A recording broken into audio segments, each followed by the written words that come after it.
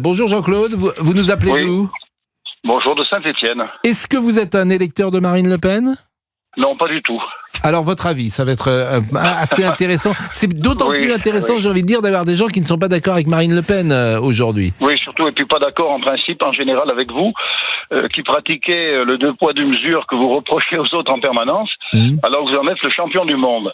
Là, par exemple, vous êtes avec Louis Alliot, vous parlez de la loi Sapin, mais pourquoi ne rappelez-vous pas que Marine Le Pen demandait des peines d'inéligibilité à vie pour tous les hommes politiques condamnés pendant leur mandat, pour, entre autres, emploi fictif ou détournement de fonds publics. Pourquoi vous ne rappelez pas cette évidence ? Je vais vous le dire, parce que je savais que vous le rappelleriez vous-même. Et la question est posée à Louis Alliot. Ouais. Non, mais c'est une boutade. Mais vous plaisantez. Vous m'énervez parce que vous êtes le champion du deux poids, deux mesures. Je crois pas, Jean-Claude. Mais par exemple, là, je suis tellement le deux poids, deux mesures que je vous donne l'antenne. Donc, oui, non, mais bien sûr, mais comme vous invitez des gens sur des plateaux sécurisés où ils sont 1 contre 9, il faut arrêter votre cinéma. Alors. Il faut avoir un peu l'objectivité. Je vous répète, Jean-Claude, que vous... alors, on va marquer une pause parce qu'il est 11h25. Vous êtes en train de prouver l'exact contraire de ce que vous dénoncez, puisque je vous donne l'antenne. Je vous donne l'antenne, et je vous permets de me mettre, et vous avez bien raison d'ailleurs, de me mettre en difficulté, et c'est ça qui est bien, et je vous répondrai, je vous répondrai si vous voulez après la pause. Ah non, 11h28, on va faire la pause. Est-ce que vous voulez répondre à ce que disait monsieur Jean-Claude ? Oui, bien sûr. Bonjour Jean-Claude. Oui, bonjour. En 2016, quand Marine dit ça, la loi n'est pas la même. Encore faut-il le savoir. La loi punit le détournement de fonds publics qui est là, pour le coup, tapé dans la caisse. Vous savez, un peu comme M. Cambadélis, qui a été condamné l'année dernière pour avoir utilisé ses frais de mandat à des fins personnelles pour aller en voyage, pour payer sa carte au Parti Socialiste d'ailleurs. J'espère que vous n'êtes pas au PS. Vous êtes un menteur. Non, je ne suis pas un menteur. Mais non, c'est là que vous avez... En fait, vous téléphonez sans connaître la loi. Vous téléphonez sans connaître la loi, monsieur. Alors allez l'étudier et vous me rappelez après. Vous êtes des fanatiques. Oui, un fanatique, oui. Bon, écoutez, moi ce que je propose, c'est parce que la loi, Marine Le Pen parlait d'emploi fictif. Mais là, c'est pas un emploi fictif, et c'est pas un emploi fictif, ah non, justement. C'est pas des emplois fictifs. Non, bon. La magistrate l'a reconnu. Lisez le jugement. Mais non, là, c'est pas un emploi du tout fictif, monsieur. Faites-vous raconter n'importe quoi. C'est-à-dire qu'on considère... Le problème, c'est qu'on parle avec des gens qui connaissent mal les dossiers. Exactement. Pardonnez-moi de le dire comme ça, Jean-Claude. C'est pas un emploi fictif, c'est d'être payé par le Rassemblement National et puis d'être chauffeur de taxi. Voilà, ça serait un emploi fictif, par exemple. Là, c'est pas le cas du tout. C'est de la sémantique. Mais non. Alors, est-ce que vous savez précisément... Détournement de fonds publics. Et ça veut dire quoi ? Mais ça veut dire quoi ? Est-ce que vous pouvez me l'expliquer ? Détournement de fonds publics, c'est utiliser de l'argent qui est prévu à tel effet pour faire autre chose. Et précisément, est-ce que vous savez précisément dans le dossier ce que on reproche à un assistant parlementaire qui travaillait à Bruxelles ? C'était quoi ? Oui, par exemple, Julien Audoul qui envoie 4 mois après son embauche un mail pour dire qu'il veut faire connaissance avec la députée dont il est l'attaché parlementaire. Par exemple. Vous voulez qu'on parle de l'attaché de communication de M. Mélenchon, par exemple ? Non. Il est 11h27. Moi, je m'en fous alors là, vous tombez très mal parce que moi, je suis gaulliste depuis 1965, voyez-vous. Alors Mélenchon, c'est pas ma tasse de thé. Monsieur Jean-Claude, ce que je vous propose, c'est alors, si vous êtes gaulliste, la Cour suprême, disait Gérald de Gaulle, c'est le peuple. Je crois que Marine Le Pen vient de s'exprimer un instant et nous allons l'écouter. Le système a sorti la bombe nucléaire et si il utilise une arme aussi puissante contre nous, c'est évidemment parce que nous sommes sur le point de gagner les élections. Voilà. Et qu'ils se disent que tout ce qu'ils ont mis en œuvre n'a pas servi et que donc peut-être faut-il passer à la vitesse supérieure. Alors, les choses sont extrêmement claires, on ne se laissera pas faire. Combative, bien sûr, dans ses propos, Marine Le Pen. Le système, c'est qui le système ? C'est le deux poids, deux mesures. Hein. C'est le système politique. On voit bien que ce parquet national financier, il appuie toujours quand même un peu sur les mêmes. Hein. C'est Fillon, c'est Sarko maintenant, c'est Marine, Et on voit bien qu'il ne se hâte pas, par exemple, pour poursuivre M. Mélenchon, dont l'enquête est terminée. Vous avez une double page dans un journal de gauche, d'ailleurs je ne citerai pas pour lui faire de la pub, qui fait 2 pages sur lui en disant que l'OLAF a relevé les infractions, a renvoyé tout ça au parquet. Pour l'instant, rien. Alors, je veux bien qu'on s'en soit pris à M. Bayrou, je veux bien qu'on s'en soit pris à Marine Le Pen, mais tout le monde se demande, mais en fait, pourquoi les juges ne se pressent pas aussi d'aller voir M. Mélenchon ? Eh ben, peut-être qu'en posant la question, on y répond finalement. François Bayrou, on rappelle, qui a quand même dit, il y a qu'en France qu'on voit ça, ce qui a fait d'ailleurs réagir Olivier Faure, en disant que M. Bayrou ne devrait pas intervenir sur ce sujet-là, et M. Faure, premier secrétaire du PS, demande l'intervention sur ce sujet du président de la République pour clarifier les choses. La prise de position de François Bayrou, elle semble vous être favorable. Elle est dans la continuité de ce qu'il avait dit au moment des réquisitions, etc. Et il connaît ce procès, il l'a vécu. Et je vais même vous dire mieux, parce que ça ne se sait pas. La juge qui nous a jugé, la présidente, Madame de Pertuis, ça a été la juge instructeur du MoDem dans l'affaire Bayrou. Donc elle est passée du côté de la barre du parquet au magistrat du siège, 2 juridictions en quelque sorte différentes, mais avec une fonction d'instructeur d'un côté, de juge de l'autre. Rien que ça, ça demanderait qu'on regarde un peu comment ça s'est passé. Mais pourquoi vous l'avez pas dit à ce moment-là ? Pourquoi dans le procès, ça n'a pas été dit à ce moment-là ? Parce qu'on a voulu jouer le jeu du juridisme, du procès lui-même. Là, vous êtes naïf. On ne peut pas d'un côté dire que le système existe fortement, savoir que le Rassemblement national... Mais on n'imaginait pas qu'ils iraient jusque-là, quand même. Moi, je savais qu'on serait condamné. Mais par exemple, la décision d'hier est une surprise pour vous ? Ah, total. Total. C'est-à-dire que quand vous êtes entré dans la salle du tribunal, vous n'imaginiez pas l'exécution provisoire ? Moi, je n'imaginais pas l'exécution provisoire.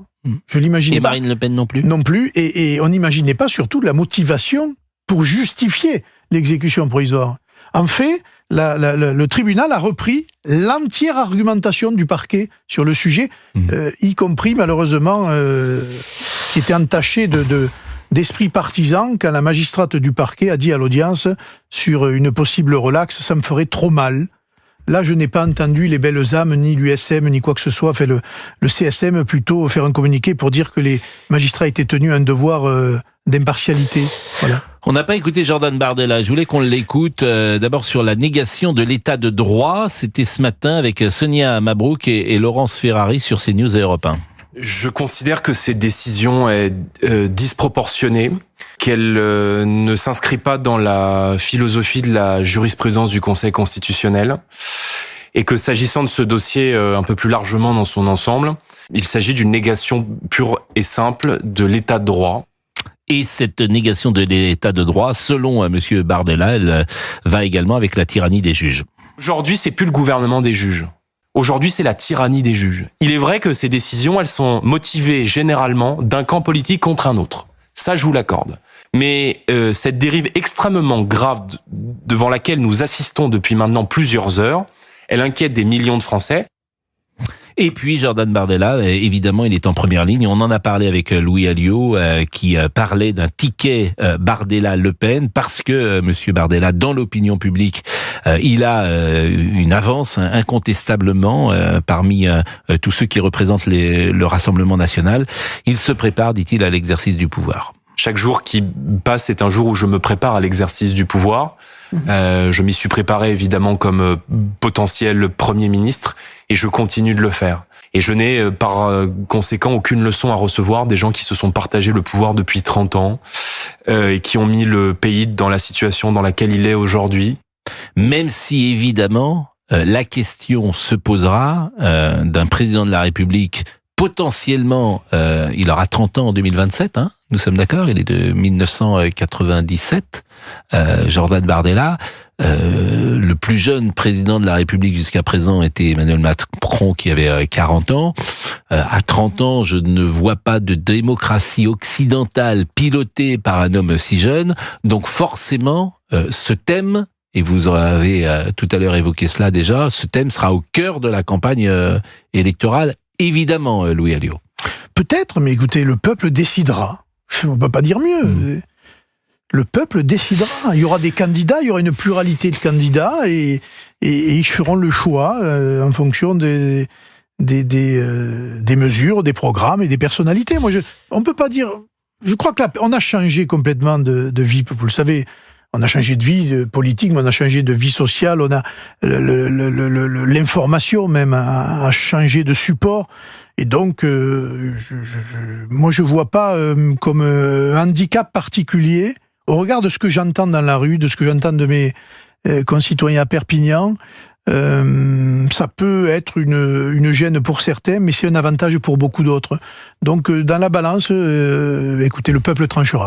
Alors, on était avec Jean-Claude tout à l'heure avant la pause, et Jean-Claude, qui était assez d'ailleurs virulent, et je trouvais que c'était une bonne chose, mais Jean-Claude, il est parti de lui-même. Tout à fait. Mais comme on ne l'entend plus, on va imaginer que c'est moi qui l'ai censuré. Pas du tout. Il devait aller chercher ses petits-enfants, m'a-t-il dit. Oui, enfin, il devait aller chercher ses petits-enfants à 11h27, et il ne le savait pas qu'il allait chercher ses petits-enfants. Donc après, moi je voudrais qu'il nous rappelle, Jean-Claude, mais même parce que moi j'adore les gens qui nous mettent en cause, pour tout vous dire, parce que ça permet de répondre et puis d'avoir une discussion. Là on est avec Caroline. Bonjour Caroline, vous appelez d'où Caroline? Voilà, écoutez, moi c'est simple en fait, la question que je me pose en fait. Bon, Marine Le Pen, elle est suffisamment intelligente, j'imagine, pour savoir qu'il y a des choses qu'on peut faire, d'autres qu'on peut pas faire. Bon, la justice passe, voilà, on va dire que ça, c'est bon, c'est comme ça, c'est embêtant pour elle, mais bon, elle savait, il y a des choses, voilà, tout n'est pas autorisé. Par contre, est-ce que c'est un problème? Le Front National, il y a d'autres personnes qui sera toujours là aux élections. Donc, finalement, faut arrêter avec le culte de la personne. Il y aura toujours suffisamment de représentants. Et puis, c'est les idées qui comptent. Donc, ceux qui partagent ces idées-là, ils pourront toujours voter pour d'autres personnes. Donc, où est le problème monstrueux, là, dont on parle depuis ce matin? C'est tout. Une personne en moins, il y en aura d'autres. Alors, Louis Alliot peut vous répondre. C'est pas autre chose que dit Marine Le Pen, elle n'est pas au-dessus des lois et elle porte la France et le combat pour la France au-dessus de sa petite personne. Mais on est sur une question de principe et de droit. Parce que ce qui peut lui arriver aujourd'hui peut arriver à d'autres. On voit dans d'autres démocraties des politiques ou des présidents ou susceptibles de l'être qui sont débranchés parce que ça ne plaît pas au système en place. Et on voit aujourd'hui la liberté d'expression, la liberté de réunion, la liberté d'opposition qui est quelquefois mise à mal par le fameux système dont on a parlé tout à l'heure.